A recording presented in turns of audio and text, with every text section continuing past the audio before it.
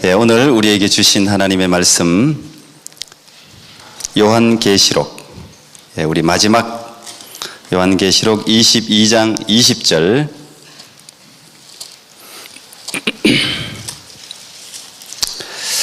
주 예수여 오시옵소서, 이런 제목으로 여러분과 함께 말씀을 나누려고 합니다. 한 절 말씀인데요. 제가 한번 읽고 또 여러분 한 목소리로 같이 한 번 더 읽겠습니다. 하나님의 말씀입니다. 이것들을 증거하신 이가 가라사대 내가 진실로 속히 오리라 하시거늘 아멘. 주 예수여 오시옵소서. 우리 같이요, 시작. 이것들을 증거하신 이가 가라사대 내가 진실로 속히 오리라 하시거늘 아멘. 주 예수여 오시옵소서. 아멘. 2014년 성탄 주일 예배로 하나님께 예배 드리는 이 시간 정말 귀하고 복된 줄 믿습니다. 이 시간 함께 앉아있는 이 예배의 동력자들이 귀한 줄 믿습니다. 우리 주님께서 우리 모두를 한 사람 한 사람 이름으로 기억하시고 우리 모두가 다 우리 주님이 다스리시는 그 나라에 함께, 그 나라에서도 천상 예배를 드릴 수 있는 우리 모두가 되기를 축복합니다. 여러분, 그 사실을 믿습니까? 예수님 믿습니까? 예수님께서 이 땅에 육신의 몸을 입으시고 오신 사실을 믿습니까? 다시 오실 것을 믿습니까? 아멘. 그대로 될 줄 믿습니다. 우리가 예수님 믿는다 이렇게 이야기하는데, 사람들이 그러면 네가 예수님 믿는다고 할 때 뭘 믿는 거냐, 이렇게 그 믿음의 내용을 물어보시면 여러분 뭐라고 대답하실 것 같아요? 나는 예수님 믿는 사람이다, 나는 예수님 믿는다. 그럴 때 뭘 믿느냐 이렇게 물을 때 여러분은 어떤 대답을 하시겠습니까? 아마 지금 대답이 다 준비되어서 뭐 이렇게 나오셔서 마이크 잡으라 그러면 금방 아마 하실 분들이 대부분이리라 생각합니다. 우리가 그런 물음에 예배를 시작하면서 우리는 사도신경 신앙 고백을 합니다. 이 사도신경은 뭐 유일하게 우리 개혁교회와 로마 가톨릭이 똑같은 것으로 고백하는 신앙 고백입니다. 그래서 에큐메니칼 하는 사람은 그냥 사도신경을 함께 고백하는 사람을 같이 이렇게 믿음의 동력자로 뭐 간주하기도 하는데, 어쨌든 이 사도신경은 2세기, 3세기부터 이 성경 전체에 있어서 우리가 무엇을 고백할 것인가를 집약한 신앙 고백이라고 볼 수 있습니다.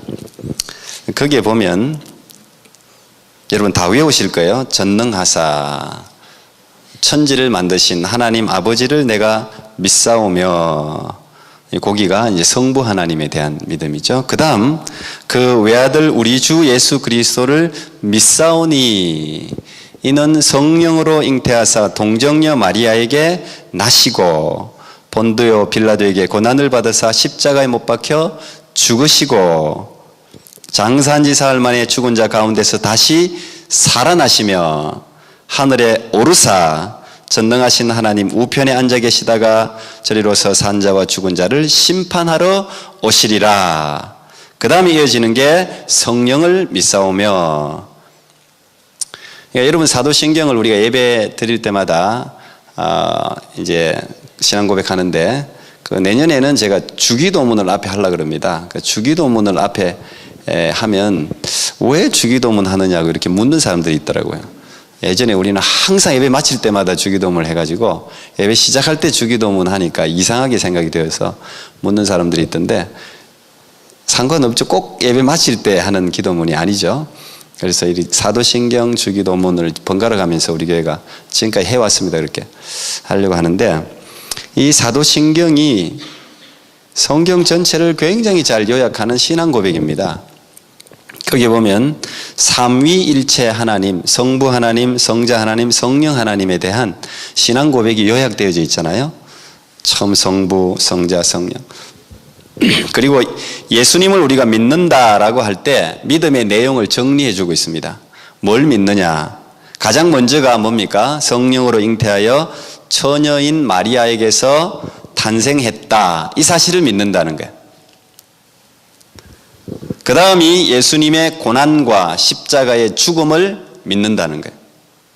내 죄를 위해서 예수님이 모든 죄를 한 몸에 짊어지시고 어린 양, 속죄양으로 오셔서 십자가에 내가 죽어야 할 죽음을 대신 죽어주셨다는 사실을 나는 믿는다는 거예요.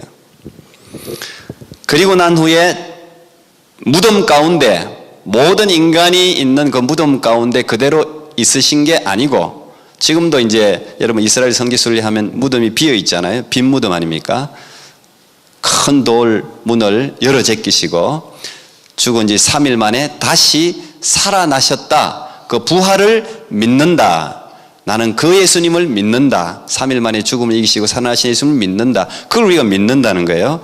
그리고 부활하신 예수님은 이 땅에 제자들뿐 아니라 500여 형제들과도 같이 40일 정도를 같이 계시고 난 후에 감람산에서 구름을 타고 승천하는 모습이 사도행전 1장에 나오죠.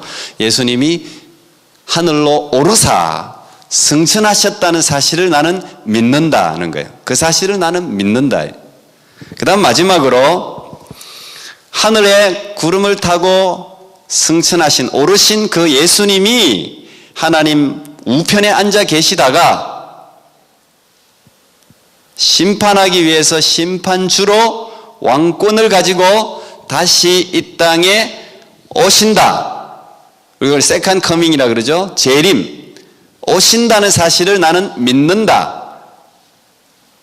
그게 우리가 예수를 믿는다고 할 때 믿음의 내용이에요.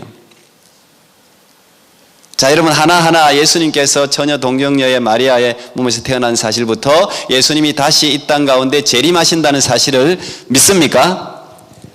이게 하나하나 믿어지는 거. 이게 복음의 구체적인 내용이고 신학적인 주제이면서 성경 전체의 핵심이라고 말할 수 있습니다. 그래서 오늘 우리는 예수님이 이 땅에 인간의 몸을 입으시고 첫 번째로 오신 초림이라고 그러죠. 우리 그걸 초림. 첫 번째로 오신 성탄을 축하하면서 오늘 우리는 예배를 드리고 있는 겁니다. 이걸 내가 믿기 때문에. 우리 옆 사람하고 인사하겠습니다. 오늘은 예수님이 당신을 구하기 위해 이 땅에 오신 날입니다. 길죠? 그렇지만 명석한 머리로 외울 수 있을지 믿습니다. 오늘은 예수님이 당신을 구하기 위해서 이 땅에 오신 날입니다. 예, 마음을 담아서 인사하세요. 당신을 위해서. 예. 제가 주일 예배 드리고 난 후에 집에 이제 늦게 갈 때도 있고 뭐 마치고 바로 갈 때도 있고 그런데 가면은 이제 목회자는 그때가 이제 그때부터 팍 풀어지는 시간입니다. 예배 다 끝나고 난 후에 주일 저녁. 그래서 뭔가 주일 저녁에는 뭔가 맛있는 게 좀 있으면 좋겠어요. 부인 듣고 계시나 모르겠어요. 뭔가 좀 그 시간에는 좀 팍 모든 걸 풀고 좀 이렇게 그렇게 돼요. 이상하게 이 목회자 사이클이 그러다 보니까 그렇게 돼요. 그때는 좀 풀어집니다. 그래서 아무런 부담 없이 제가 가끔씩 드라마를 봅니다. 아, 드라마는 아니죠. 제가 보는 게 진짜 사나이, 진짜 사나이. 아시는 분이 계시죠? 뭐 다른 거 뭐 특별히 볼 것도 없고 그냥 무의식 중에 손이 가는 거예요. 보니까 그게 군대 체험 프로그램인데 요즘은 이제 리얼 체험 방송, 예능이 다 그런 게 대세더라고요. 보니까 뭐 정글에도 가고 뭐 어디도 가고 설정해놓고 꾸미고 하는 게 아니고 그 현장에 그대로 예능인들을 투입해서 거기서 뭐 웃기도 하고 울기도 하고 뭐 하는 그 내용을 그대로 이렇게 물론 편집하겠죠. 해서 이렇게 내보내는 게 아마 대세 같은데 군대에 이제 실제로 들어가서 군인들과 같이 생활하는 거예요. 그래서 보면 한국에는 이렇게 조중에 제가 있습니다. 한번 찾아보십시오. 예, 한국은 특별한 상황에서 만들어진 독특한 군대 문화가 있습니다. 죄송합니다. 강대상이 이제 거짓말 다 하네. 저 없습니다. 저런 자리에 또 막 찾는 사람이 있을 것 같아요. 찾아도 없습니다. 예, 아마 여기 군대 갔다 오신 분들은 뭐 저 자리에 다 한 번쯤은 있어 봤을 겁니다. 그 논산훈련소, 뭐 저는 또 공군을 나왔으니까 좀 다른데 대전에 저도 갔습니다. 제가 1987년 9월 1일에 입대했습니다. 대학 1년 마치고. 뭐 지금도 그 날짜를 기억합니다. 9월 달이래가 비가 안 와가지고 훈련을 그대로 다 받았던 기억이 있어가지고, 제가 부모님께 인사를 일찍 드리고 대전으로 하루 전에 가서 거기서 여관 잡아서 자고 아침에 이제 집계를 해야 되기 때문에 또 안 깎아도 되는 머리를 또 가서 다 거기서 괜히 깎고 다 머리를 팍팍 깎고 들어갔어요. 이제 저렇게 다 이제 남자 군대 들어가기 위한 사람들이 쫙 모이잖아요. 제가 갔더니 제가 인사를 다 하고 올라왔는데 우리 부모님이 올라와 있어요. 또 그걸 어떻게 찾아가지고 오지 마시라고 제가 그렇게 이야기했는데 와 계세요. 또 와 계시니까 또 마음이 좋긴 하던데 그게 아마 부모 마음 같아요. 인사를 다 했는데 제가 또 장남이니까 우리 집에서는 군대를 처음 가는 거니까 아마도 뭐 여러 가지로 걱정도 되고 해서 아마 오신 것 같아요. 한국 부모님들이 다 뭐 경험하는 일이죠. 그리고 이제 들어가면 이제 신체 검사 같은 거 이제 다 마치고 본격적으로 훈련 받기 전에 지금 이제 사복을 입고 있는데 저 옷을 다 벗어서 상자 안에 넣잖아요. 상자 안에 딱 넣어서 이제 그걸 집으로 보내지 않습니까? 그러면 그 옷 상자를 받아든 부모님은 또 우신다네요. 또 괜히 아들이 뭐 거기 가서 또 괜히 무슨 뭐 고생하는 장면들을 생각하면서 이게 한국에 있는 독특한 문화예요. 한국만이 이 남과 북과 남이 대치한 상황에서 있는 이 군대가 의무제잖아요. 캐나다는 다 자원제, 군인들은 있지만 대부분 나라들은 다 자원제죠. 월급 받고 하는. 근데 한국은 뭐 의무제도니까 저런 이제 문화가 형성됐는데 이제 들어가면 또 이제 여러 가지 훈련 받고 제일 이제 힘들게 가장 아주 강하게 남는 그 훈련이 가스 체험하는 겁니다. 화생방 가스실 들어가 가지고 이거 방독면 쓰고 들어가 가지고 들어가 있다가 이제 거기서 벗죠. 벗어 가지고 뭐 노래를 부르는데 꼭 이제 어머니 노래 뭐 이런 거 부릅니다. 그러면 또 남자들이 다 웁니다. 매우서도 울지만 다 웁니다. 전부 엎드려 뻗쳐놓고 굴리고 하면서 이렇게 또 불효자들이 더 울어요. 보면 우는 사람은 다 불효자야. 집에서 잘하지 와서 말이지.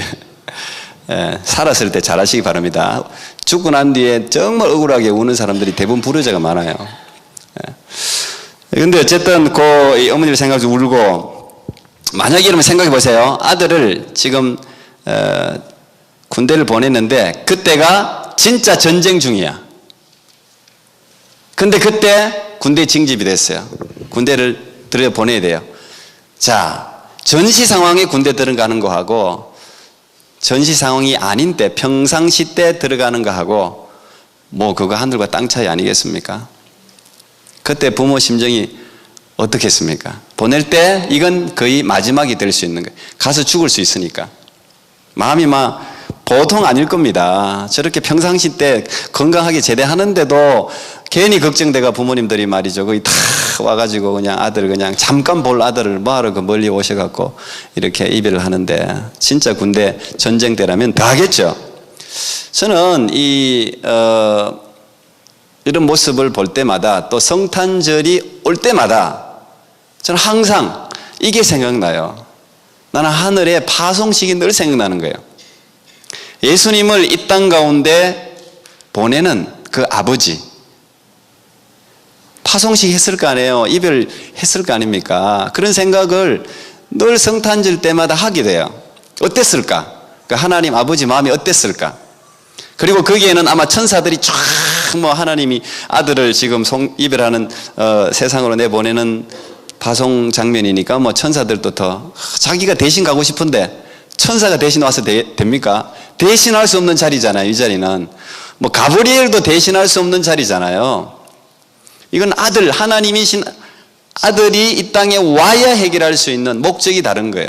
그리고 아마 그 주위에는 먼저 부름받은 흰옷 입은 성도들이 또 그 파송식에 다 참여해서 예수님께서 이 땅 가운데 내려가시는 그 파송의 장면을 정말 감격적인 모습으로 아마 지켜봤을 겁니다.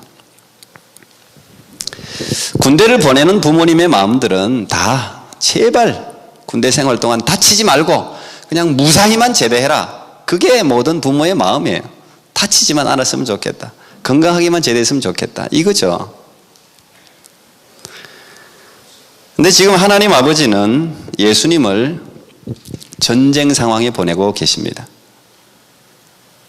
죽을 걸 알고 보내고 계세요. 무사히 다녀오라가 아니라 죽는 거예요. 죽으러 가는 거예요. 그런데 그 죽음이 보통 죽음이 아니에요. 그냥 휙 총알 하나 와가지고 그냥 나도 모르게 맞아서 죽는 그런 죽음이 아니에요. 인간이 경험할 수 있는 가장 잔인한 고통을 다 몸으로 느끼면서 죽어야 되는, 이 십자가에 매달려서 죽는다는 게 이게 가장 극악한 사형 방법입니다. 모든 고통을 다 느낍니다. 근데 그렇게 아들이 죽어야 돼요. 그 상황을 알고 계세요. 근데 파송해야 돼요. 그게 보내야 돼요. 사단이 우글거리는 이 세상 가운데로 보내는 거예요. 무엇 때문입니까? 누구 때문입니까? 바로 나죠. 바로 여러분이죠. 우리 때문에, 우리를 구원하기 위해서 눈물 흘릴 수조차 없는 그런 파송식을 하는 겁니다. 우리가 그래서 이걸 굿뉴스라고 부르는 거예요. 이걸 복음이라고 부르는 거예요. 그래서 복음인 거죠. 그런데 예수님께서 이 땅 가운데서 오늘 우리가 경배하는 이 초림, 이 성탄은 너무 초라했습니다. 하나님 아버지가 정말 그렇게 사랑하는 독생자 그 아들을 이 땅에 보내서 태어나게 하는 그 설정으로는 너무 말도 안 되는 설정이에요. 우리가 알다시피 마구간, 말밥통, 똥냄새 나는데 거기서 태어나신 분 계세요, 여기? 거기서 태어나셨어요. 그럼에도 불구하고 하나님 아버지가 그 아들을 이 세상 가운데로 내보낼 수 있었던 것은 이 아들의 죽음으로 말미암아 얻게 될 수많은 생명들, 그 생명들에 대한 기대, 소망, 기쁨, 그것 때문에 보낼 수 있었죠. 또 이 초림, 초라한 초림을 허락할 수 있었던 것은 제가 오늘 강조하려고 하는 게 이겁니다. 이 초림을 하나님 아버지가 아픈 마음으로 그 독생자 예수 그리스도를 허락할 수 있었던 것은 세컨드 커밍, 재림 때문이에요. 재림은 초림과 다릅니다. 하나님은 이미 재림을 계획하고 계셨어요. 너무너무 견딜 수 없는 아들의 죽음을 아버지가 못 보잖아요. 그 아들이 고통받고 신문받고 고난받는 걸 부모가 옆에서 지켜볼 수 있습니까? 우리 막내가 얼마 전에 이빨 수술했습니다. 막 이거 갈고 이제 하는 거 다 꽁꽁 묶어 놓고 이렇게 하잖아요. 저는 우리 혜진이도 그런 기억이 있어가지고 전신 마취하고 이제 혜진이 했는데 요번에 이 우리 막내는 마취를 하나도 안 하고 하더라고요. 중국 의사였는데. 그래서 묻지도 못하고 그냥, 근데 아내는 나는 못 봐요. 난 이거 절대 못 보니까 자기 나가버려, 나를 집어넣어 놓고. 그래서 저는 끝까지 다 봤죠. 또 잡고 얼마나 몸부림을 치는지. 부모가요 그거 못 봅니다. 옆에서 그 고통 당하는 거 어떻게 봅니까? 내가 차라리 죽으면 죽었지. 근데 하나님 아버지는 그걸 다 아시고 보시면서도 대답하지 않으셨잖아요. 아들이 아버지 좀 살려주세요, 아버지, 십자가에서 그렇게 부르짖었는데 아무런 대답을 안 하셨잖아요. 대답을 못해서가 아니죠. 그렇게 죽어야 되니까. 너 그렇게 죽어야지 우리가 사니까, 내가 사니까. 그리고 죽음 후에 부활과 승천과 재림을 하나님은 계획하고 계셨으니까.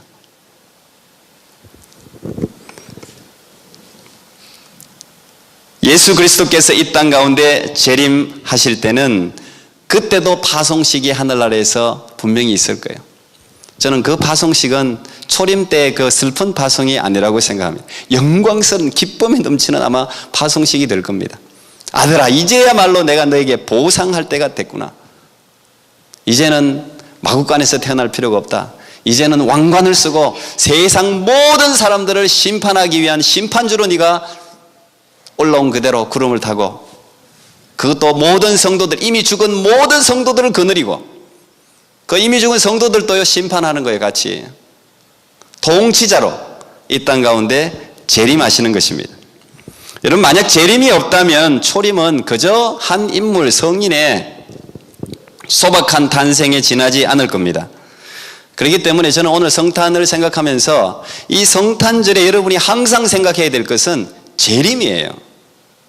성탄보다 더 중요한 건 재림이에요. 재림이 있기 때문에 성탄이 의미가 있는 거예요. 항상 성탄절 때마다 예수님이 이렇게 이제 왕으로 다시 재림하신다는 사실을 여러분 꼭 기억하시기 바랍니다. 이 기억은 우리의 삶을 다시 돌아보게 하죠. 예수님이 재림하신다는 사실을 기억하는 것은요, 내 삶의 내용을 바꿉니다. 예수님이 재림하신다는 사실은요, 내가 어떻게 살아야 될지를 결정하게 만들어줘요. 무엇이 중요한 삶인가를 생각하게 해줘요. 그리고 이 땅에서 무엇을 버려야 될지를, 이 세상에 우리는 마치 이 세상이 영원한 것처럼 여기에 오래 하면서 사는 우리의 삶을 돌아보게 해줘요. 예수님이 다시 오신단 말이에요. 첫 세상이 다 없어지잖아요. 그리고 이 세상으로부터 우리 마음을 예수님이 재림하신다는 사실을 기억하는 것은 자유를 줘요. 오늘도 찬양할 때 제가 그 자유를 많이 생각했는데, 예수님의 재림은 이 세상에 우리가 얼마나 묶여 있는 게 많습니까? 이것도 그렇고 저것도 그렇고 저것도 그렇고 얼마나 많이 묶여 있습니까? 여기에 자유를 줘요. 왜? 이 모든 것들을 하나님이 벗어나게 할 거거든요. 이 세상에 있는 게 모든 게 아니거든요. 이 세상은 다 없어질 거거든요. 우리를 새롭게 하실 거거든요. 부활한 우리의 몸은 아픈 것도 없고 눈물도 없고 가장 강한 것, 가장 새로운 것, 가장 아름다운 모습으로 우리는 부활할 거거든요. 그걸 생각하니까 우리의 삶이 더 여유 있어지고 남을 배려하게 되고 세상에 마음을 빼앗기지 않고 삶을 기쁨으로 풍요롭게 채울 수 있다는 것입니다. 성탄의 내일은 반드시 재림을 기억해야 돼요. 예수님의 재림은 신약에만 300번 이상 언급되고 바울 서신에만 50번 이상 언급된다고 합니다. 이 재림 이야기가 초림 이야기보다 8배나 많다고 합니다. 성경에. 데살로니가 전서나 후서, 마태복음 24장, 마가복음 13장, 계시록 이런 데는 다 재림 이야기가 쫙 나와 있는 성경 장면들이에요. 예수님의 재림은 성경이 말하는 아주 중요한 주제 중에 하나이고 아주 중요한 교리죠. 이 재림이라는 원어, 파루시아라는 이 말은 현재라는 뜻이에요. 의외로 우리는 전부 재림 그러면 미래에 오실 것이다 이렇게 미래적인 사건으로 생각하는데 그렇지 않습니다. 이 원어 자체는 현재라는 뜻을 갖고 있어요. 현재 가리워져 있는 게 앞으로 드러난다는 거예요. 현재 있는 거예요. 지금 미래에 오실 것이 아니라 현재 오고 계시다는 뜻이에요. 그 원어 자체가 지금도 임하고 지금도 여러분 지금도 하나님의 나라가 임하고 있어요. 그 실제로 임했고 하늘나라는 지금 우리에게 이미 임했을 뿐 아니라 성령으로 예수님이 지금 우리와 함께 계시죠. 그리고 재림의 날에는 그게 완성되는 거죠. 그래서 예수님께서 공생애를 사시면서 첫 번째 외친 메시지가 뭐였습니까? 회개하라 하나님의 나라가 가까웠느니라 이거예요. 회개하라 하나님의 나라가 가까웠느니라. 점점 가깝게 다가오고 있다는 거예요. 지금도 점점 가까이 다가오고 있는 거죠. 오늘날도 이 외침은 동일하게 외쳐져야 할 메시지예요. 하나님의 나라가 가까워지고 있다. 여러분 재림을 믿는다는 것이 이 세상의 현실을 부정하고 마음대로 살라는 이야기가 아니죠. 데살로니가 전후서가 재림에 대해서 이제 가장 많이 이야기를 하고 있는 서신인데 거기에 보면 재림이 금방, 초대교회는요 예수님이 금방 올 줄 알았어요. 금방이라는 게 시기적으로 불과 자기들이 살아있을 때 예수님이 오실 것이라고 생각했어요. 그러다 보니까 이 데살로니가 안에는 예수님 금방 오시는데 내가 일하면 뭐해? 일도 안 하고 일만 만드는 사람들이 있었어요. 그 이야기가 적혀 있어요. 그래서 바울이 질책합니다. 일하기 싫거든 먹지도 마라. 이렇게 질책해요. 오늘날 마찬가지입니다. 이 재림 이야기를 하면 광신자 취급받습니다. 왜 그렇습니까? 재림 이야기하는 사람, 종말 이야기하는 사람들이 대체로 현실의 삶을 소홀하게 사니까 그래요. 엄마가 엄마 노릇도 안 하고 아빠가 아빠 노릇도 안 하고 직장인이 직장인 노릇도 안 하고 그냥 현실은 다 부정하니까 재림 이야기, 종말 이야기만 하면 광신자 취급받는 거예요. 이상한 집단 취급받는 거예요. 그러다 보니까 강대상에서도 재림 이야기가 점점 없어졌어요. 어느 순간 자꾸 없어졌어요. 여러분, 재림 찬양 요즘 교회 잘 부릅니까? 잘 없어요. 다 위로, 치유 이런 찬양만 많지. 이게 시대 풍조예요. 성경적이지 않습니다. 재림은 지속적으로 전해야 될 메시지예요. 진리예요. 모든 크리스찬들이 소망하면서 붙들어야 될 단어예요. 재림을 믿는다는 것은 뭘 의미합니까? 예수님의 공정한 공의로운 심판이 있다는 것을 의미해요. 그렇다면 어떻습니까? 모든 크리스찬은 더 현실에 최선을 다해 살아야죠. 왜? 공의로운 심판이 있는데 우리에게 주어진 80년이든 100년이든 요 짧은 시간이 영혼을 결정하는데 여기 기준이 되는데 어떻게 여러분 이 현실 세계를 소홀하게 살 수 있어요? 크리스찬들은 그래서 더 열심히 살아야 되는 거예요. 시간을 아껴야 될 이유가 거기 있어요. 그래서 성경은 자꾸 시간을 아끼라 그러잖아요. 시간을 아끼라. 에너지를 쓸데없는 곳에 쓰지 말아야 될 이유가 거기 있어요. 예수님의 재림 때문에. 재림은 보상 아닙니까? 지금 이 요한계시록에 쓰여질 당시는 엄청난 핍박이 있던 로마 압제하에 있던 시대 아닙니까? 지금 요한도 밤모섬에 유배 갔잖아요. 그 90 넘은 노인이. 그러니까 이 계시록은 소아시아의 7교회에 보낸 위로의 서신이에요. 예수님이 오신단 말이에요. 내가 속히 오리라. 오신다. 그러니까 너희들 고난과 핍박과 고통과 지금 처해 있는 모든 어려움들을 인내로 견뎌라. 그러면 보상이 있다. 그 예수님이 재림은 보상이에요. 보상. 죽도록 충성하는 사람들 있잖아요. 세상에는 아무런 보상 못 받고 그런 사람들에게 재림은 보상이에요. 여러분, 숨어서 봉사하는 거, 주님 위해서 봉사하는 거 하나님이 다 아십니다. 다 계산해 주십니다. 30배, 60배, 100배가 아니라 더 놀라운 것으로 갚아주십니다. 그런 사람에게는 재림이 기다려지죠. 죽도록 충성하는 사람들. 예수님은 언제 오십니까? 많은 이단들이 여기서 많이 발생했는데 예수님은 언제 오시냐? 우리 올투게더 때 우리 권사회에서 10처녀 비유를 가지고 선거를 했어요. 오늘 딱 메시지. 그 중에 5처녀, 미련한 처녀, 5 슬기로운 처녀가 있는데 예수님은 언제 오시냐? 이 미련한 5처녀는 예수님이 신랑이 드디어 오실 것이다. 에이, 언제 올지 어떻게 알아? 늦게 올 거야 하면서 어디 갔어요? 골프장도 가고 찜질방도 가고 노래방도 가고 가시대 보니까 그때 오세요. 예수님은 언제 오시냐? 드디어 오리라고 생각하고 세상 놀이에 빠졌을 때 오세요. 예수님은 언제 오세요? 성경의 한밤중에 오세요. 예수님 언제 오십니까? 온 세상에 다 복음이 전파된 후에 오세요. 예수님 언제 오십니까? 소돔 고모라가 멸망할 때처럼 사람들이 먹고 마시고 장가들고 시집가고 자기가 하고 싶은 것 마음대로 빠져있을 때 오세요. 예수님은 언제 오십니까? 우리가 다 모르고 있을 때 도적같이 오세요. 그게 성경이 예수님이 언제 오시는가를 이야기하고 있는 내용입니다. 그때 오십니다. 예수님은. 무슨 말입니까? 항상 깨어서 준비하라는 거예요. 항상 깨어서 재림을. 여러분, 군대에 있으면 제가 오늘 저는 군대 생활도 빡빡하게 한 것도 없으면서 지금 군대 이야기하네요. 군인들이 보통 대대장, 부대장 시찰이 옵니다. 이렇게. 그러면 난립니다. 난리. 내무반부터 시작해서 안 하던 거 다 합니다. 청소부터 해서 그냥 긴장하면 초긴장. 경계 근무부터 해서 긴장합니다. 근데 온다고는 통보가 왔는데 몇 시에 온다고는 통보가 안 와요. 근데 언제 올지는 몰라요. 종일 긴장해야 되는 거예요. 어쨌든 대대장 시찰하시는 분이 다녀가면 풀어지지 이제.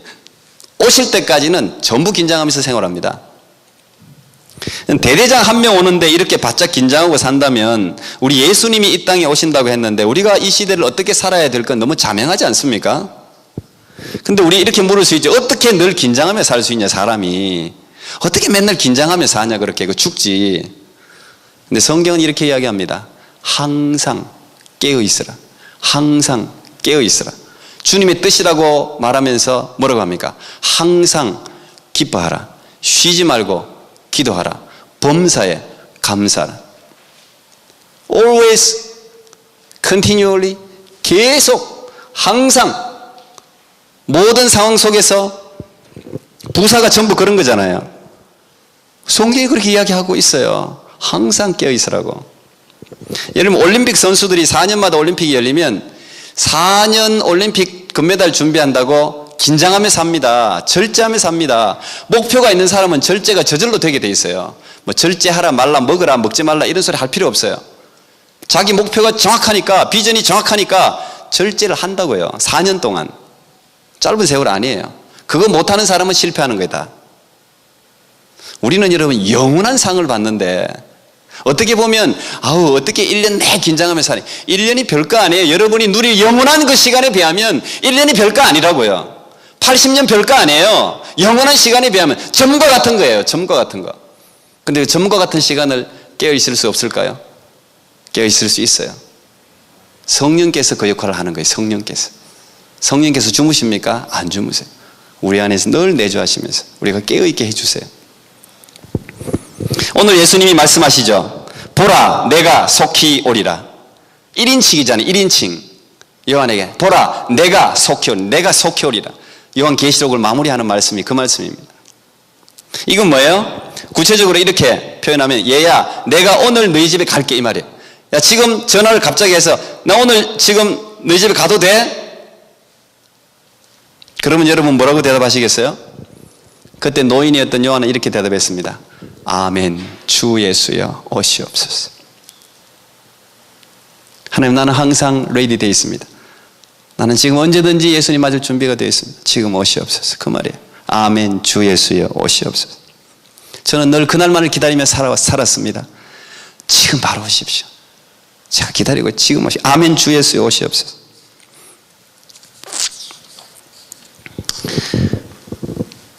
여러분 고난과 고통과 어려움이 있으신 분들이 있습니까? 우리의 고난과 고통과 어려움을 어떻게 견딜 수 있습니까? 이 세상에서 돈으로 뭘로 여러분 채워질 수 있습니까?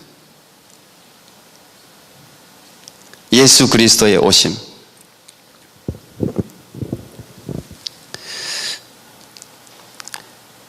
(2000년) 전에도 오신다고 해놓고 2000년이 지났는데도 왜 이렇게 안 오시나?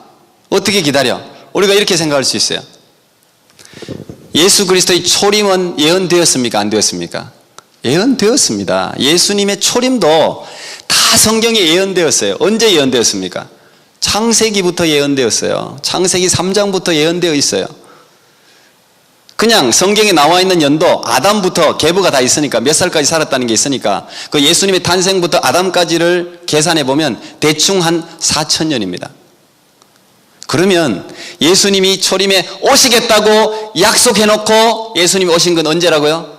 시간적으로 그냥 현실적으로 생각해도 4000년 후에 오셨어요. 4000년 후에.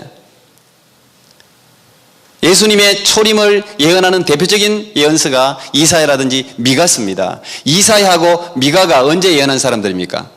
BC 700년 전 아닙니까? 적어도 이사야가 예수님이 그렇게 구체적으로 처녀의 몸에서 태어난다, 또 베들레헴에서 태어난다, 뭐 이런 구체적인 예언이 있고 난 이후에도 700년 후에 오셨어요.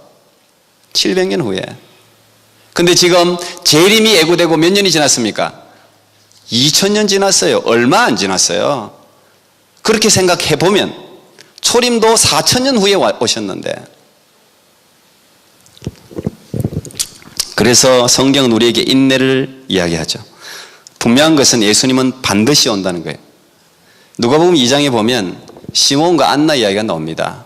거기 보면 시몬이라는 사람을 딱 표현해 놓기를, 그는 의롭다 뭐 이런 저런 이야기를 하다가 이스라엘의 위로를 기다리는 자, 이렇게 한마디로 표현합니다. 시몬, 이스라엘의 위로를 기다리는 자. 그리고 안나 선지자가 나옵니다. 근데 이 안나 선지자는 결혼하고 7년 만에 남편을 잃었습니다. 과부가 됐습니다.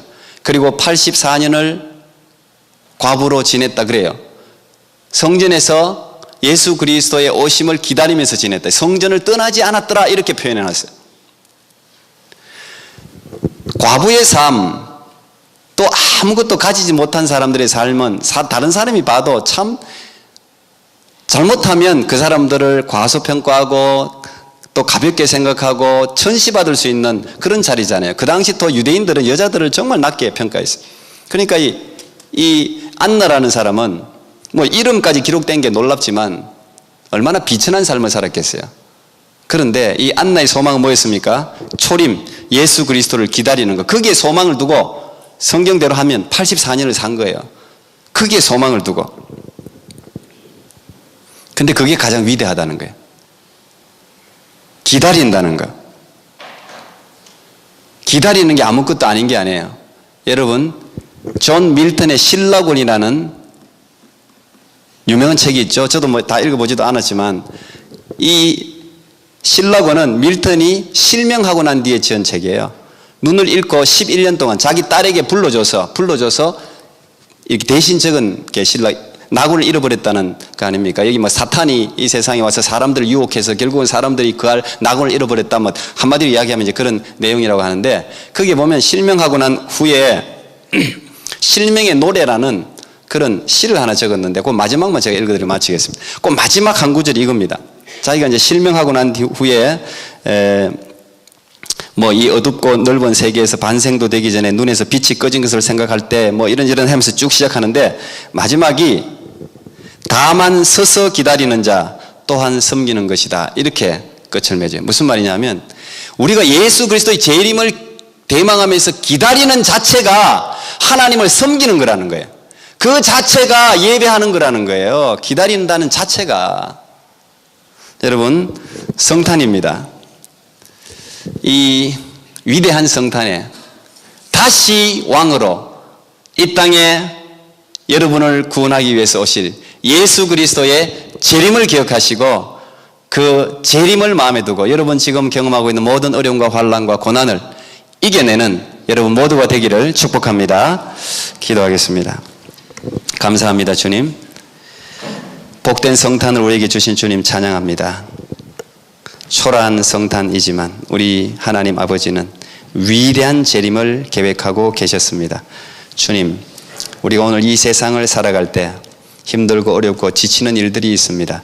또 우리를 유혹하는 많은 것들이 있습니다. 하나님, 예수 그리스도께서 말씀하십니다. 보라, 내가 속히 오리라. 주님의 재림을 기다리는 신부로 이 세상을 살아가는 환난과 고난을 이겨내는 하나님의 백성들이 될 수 있도록 함께하여 주옵소서. 예수님 이름으로 기도합나이다. 아멘.